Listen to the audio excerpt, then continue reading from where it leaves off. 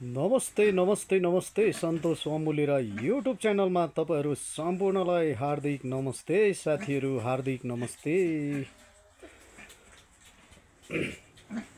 र विशेष गरेर प्रवासमा रहनुहुने सम्पूर्ण नेपाली दाजुभाइ तथा दिदीबहिनीहरूलाई यो सन्तोष अमुले र युट्युब च्यानल मार्फत धेरै धेरै धेरै धेरै हार्दिक नमस्ते गर्दै तपाईँहरूलाई आज फेरि सानो भिडियो लिएर आउँदैछु। कहाँबाट हेर्दै हुनुहुन्छ साथीहरू, यदि सब्सक्राइब गर्नुभएको छैन भने यो सन्तोष अमुले र युट्युब च्यानललाई सब्सक्राइब गरिदिनु होला र मेरो भिडियो कहाँबाट हेर्दै हुनुहुन्छ सुरुदेखि अन्तिमसम्म हेरिदिनु होला है साथीहरू। अब आज चाहिँ है, आजभन्दा पनि अब 2-4 दिन भयो एकदम पानी परिरहेको अवस्था छ साथीहरू।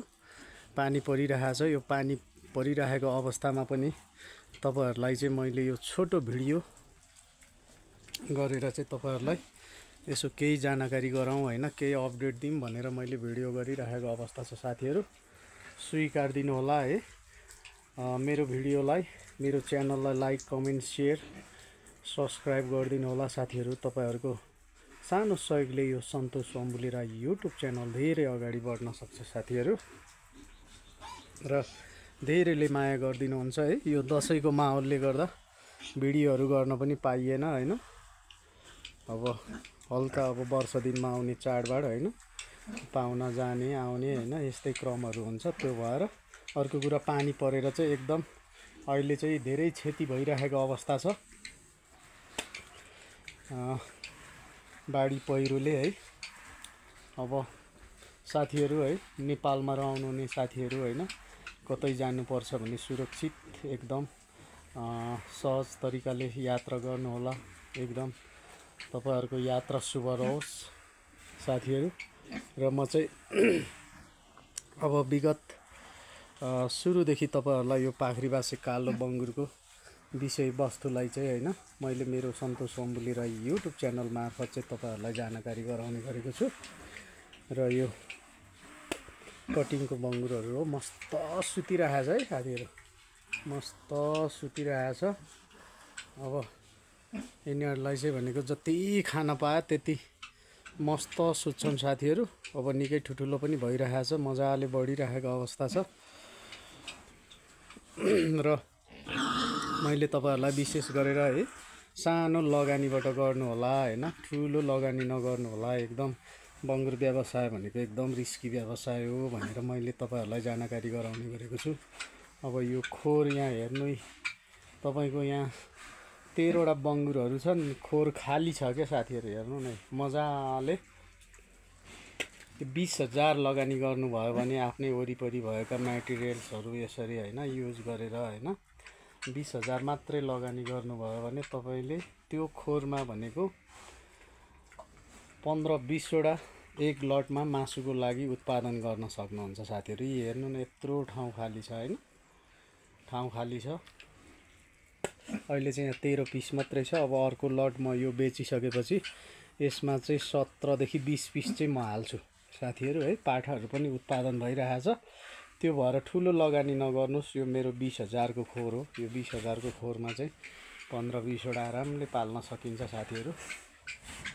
खोर बनाउँदाखेरि चाहिँ सर र बङ्गुरको मलमूत्रहरू चाहिँ सट्टसँग जाने। अब कुना बङ्गुर बस्ने साइडतिर अलिकति अग्लो अग्लो होइन, त्यो तरिकाले बनाउनुपर्छ होइन।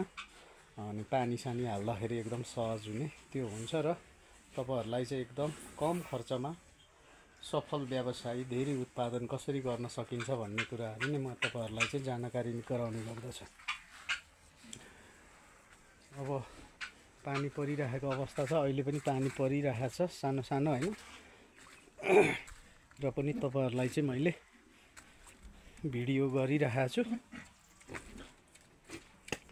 यता पनि छन् पाठाहरू होइन, पानी परेको अवस्था यसरी चाहिँ सुतिरहेछ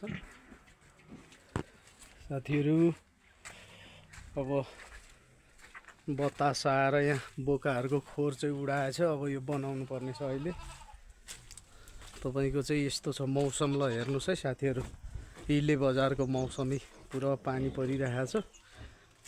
भोजपुरतिर पुरा पानी परिरहेछ साथीहरू। पाठाहरू पानी परेर यस्तो चाहिँ पुरा हिलो टाँसिरहेछ। बछिटोले हानेपछि यो कुनासम्म नै पानी पुग्छ अनि त्यो भएको कारणले यस्तो हुन्छ। अब यहाँ चाहिँ बच्चाहरू उत्पादन भएको छ। मैले चाहिँ यो बिहानै सरसफाइ गरेर चाहिँ जुसहरू हालिदिएको छु है।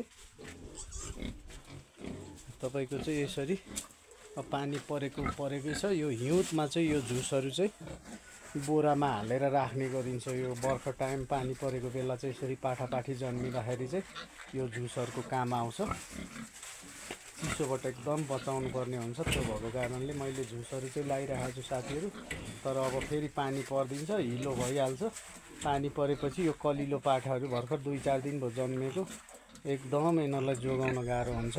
म एकदम यहाँ तल्लीन खटिरहेको अवस्था छ साथीहरू। यसरी चाहिँ जुसहरू लगाइदिनुपर्छ। यो छरी राख्छ होइन, सोरेर फेरि कुनातिर हालिदिने। उता भित्तातिरबाट पानी रसाएर तपाईँको अलिकति खोरहरू चाहिँ पुरानो पनि भयो, 6-7 वर्ष भयो। त्यो भएको कारणले अब यो चाहिँ फेरि 2 महिनापछि टक्क ब्याउँछ। यो छतौरी हो,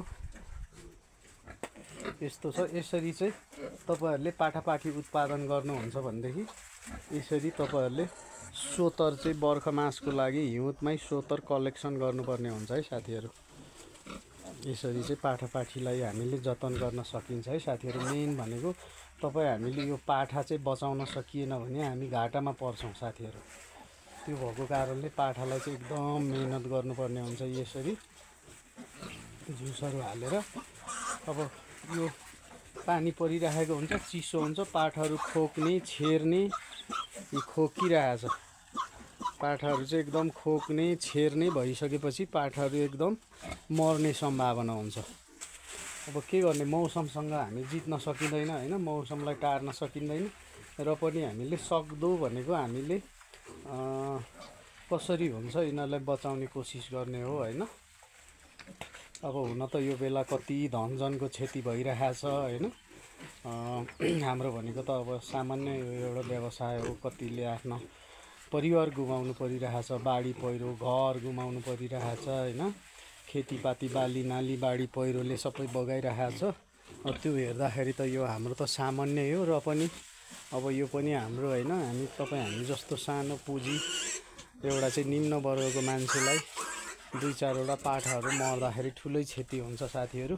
त्यो भएको कारणले एकदम सुरक्षितका साथ यसरी चाहिँ ओभानोमा राखेर हामीले पाठापाठीलाई चाहिँ जतन गर्नुपर्छ है साथीहरू।